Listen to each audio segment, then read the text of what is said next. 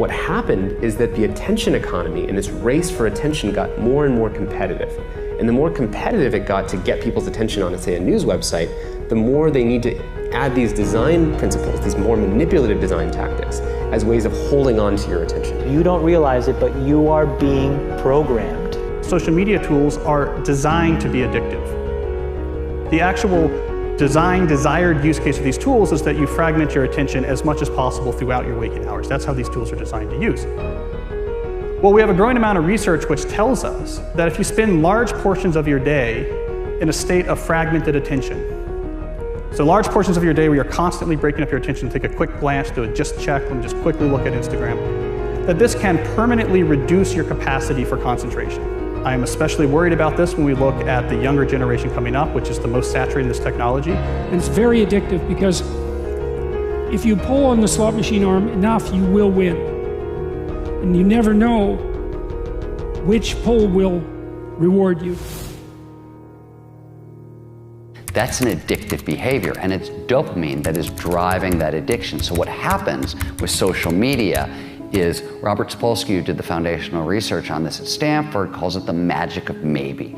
When you look at your phone and maybe there's a text there and maybe there's not, and you don't know, when it shows up, that high you get, that's dopamine. It's the magic of maybe. Maybe it'll be there, maybe it won't. When it shows up, you get a 400% spike in dopamine. That is roughly the same amount of dopamine as you're getting from cocaine. It's slightly less than an extremely addictive drug like cocaine. And that's what's happening. We really care what other people think of us. So for example, when you upload a new photo, a new profile photo of yourself on Facebook, that's a moment where our mind is very vulnerable to knowing what other people think of my new profile photo. And so when we get new likes on our profile photo, Facebook, knowing this, could actually message me and say, oh, you have new likes on your profile photo. And it knows that we'll be vulnerable to that moment because we all really care about when we're tagged in a photo or when we have a new profile photo. And the thing is that they control the dial, the technology companies control the dial for when and how long your profile photo shows up on other people's news feeds. So they can orchestrate it so that other people more often end up liking your profile photo over a delayed period of time, for example, so that you end up having to more frequently come back and see what the new likes are. And it's literally rewiring our brain. Even social media, the challenge is, with these terms like Facebook depression and everything, because what's that? This is social media depression because whereas everyone's looking at their feed and they're comparing their lives to other people, their highlights of other people's lives. Wow. And there's actually less life satisfaction, more sadness, depression, and stuff like that. And it's interesting because if you think about things that routinely produce a lot of dopamine, alcohol, for example, there's a drinking age, right? We have a drinking age. The alcohol releases a whole lot of dopamine. It makes you feel really, really good. We say, okay, you can have that, but you've got to wait. You've got to be 21 years old. We don't do that with social media. We're, essentially putting highly addictive drugs into the hands of kids before they have any natural defenses against them. And what you're seeing with internet addiction, with social media addiction, it's the same thing over and over. It's people trying to change their state of consciousness with a device trying to get at the underlying neurochemical chemistry, and it's very, very addictive. And so I would say the problem with the gadgets, and they're amazing things, is that they proximately interfere with medium to long-term goals, I would say. And so I think the first thing you have to do to bring them under control is figure out what it is that their use is interfering with. It has to be something important. So you think, well, I want to do something important. Well, what is that? Oh, it could be personal. Maybe you want to have a relationship. You want to get married. You want to have kids. You want to have a career that's meaningful. You want to have a life. You want to have an Abrahamic adventure and be the father of nations, let's say. Well, you can't be ratting away on your cell phone and doing that. And so I think part of it is to set your sights high and make a plan and figure out who you could be and see if obsessive utilization of smartphone fits into that vision of nobility. And it will partly because they're unbelievably powerful communication devices, but so often it's for lack of something better to do, and it also interferes. You know, imagine like when you take that to the extreme, where, you know, bad actors can now manipulate large swaths of people to do anything you want. It's a really, really bad state of affairs. And we compound the problem, right? We curate our lives around this perceived sense of perfection because we get rewarded in these short-term signals, hearts, likes, thumbs up, and we conflate that with value and we conflate it with truth. And instead what it really is fake, brittle popularity that's short-term and that leaves you even more, and admit it, vacant and empty before you did it. Because then it forces you into this vicious cycle where you're like, what's the next thing I need to do now? Because I need it back. Think about that compounded by 2 billion people. And then think about how people react then to the perceptions of others. It's really bad.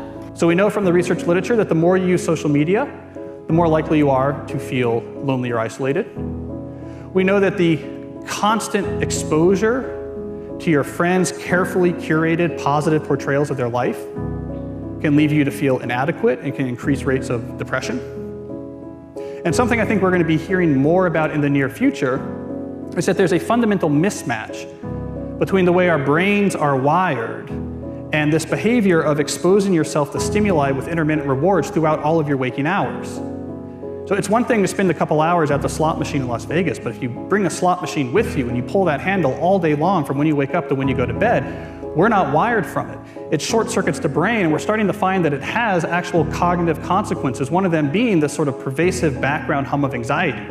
Here's the thing. The world we live in isn't real. Social media isn't real. And by design, social media rewards us for showing our best life. The edited, posed, champagne, Michelin star, holiday, orchestrated best angle of our life, the highlight reel.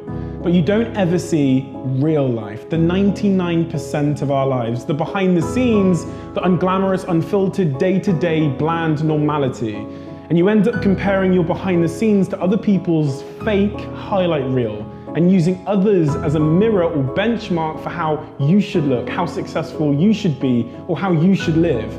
These fake comparisons will only serve to make you feel inadequate and inferior to something that isn't even real.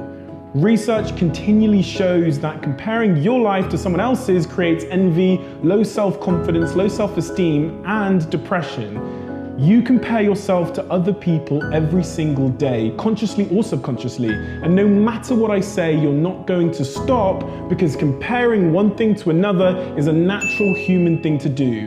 Whether we want to admit it or not, a big reason why anything has value is because there's something worse or better to compare it to. Think about it. An old brick of a mobile phone with a big aerial is only considered amazing in a world before the smartphone. The horse and carriage is only considered a phenomenal mode of transport until the car comes along. The answer isn't to stop making comparisons, because unfortunately we can't control that. But you have to change the object of your comparison from someone else to yourself. You have to measure yourself against yourself. And by doing this, you start at a base point where you consider yourself to be perfectly fine exactly how you are. But it also is the most effective, motivating, and healthy way to work to improve yourself. You'll become your happier self when you stop putting pressure on yourself to be more like someone else, and when you start comparing real to real.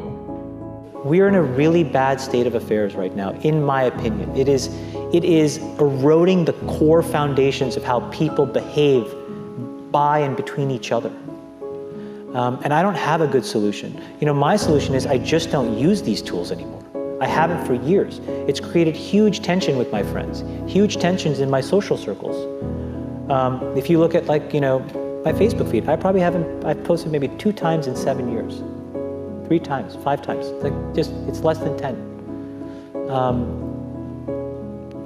And it's weird, I guess I kind of just innately didn't want to get programmed. And so I just tuned it out, but I didn't confront it.